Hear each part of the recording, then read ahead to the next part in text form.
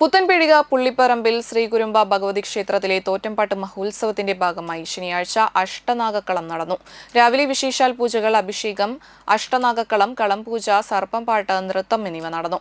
തുടർന്ന് അന്നദാനവും ഉണ്ടായിരുന്നു. വൈകിട്ട് ശംഖുമുത്തപ്പന് രൂപക്കളം ആരംഭിച്ചു. തുടർന്ന് കളം, പൂജ, പാട്ട്, നൃത്തം, വിഷ്ണുസ്വാമി രൂപക്കളം, സ്വാമിയുടെ കളത്തിലേക്ക് എഴുന്നള്ളിപ്പ് എന്നിവ നടന്നു. ക്ഷേത്രം തന്ത്രി പള്ളത്ത് സുനിൽ ശാന്തി ചടങ്ങുകൾക്ക് മുഖ്യ കാർമ്മികത്വം വഹിച്ചു.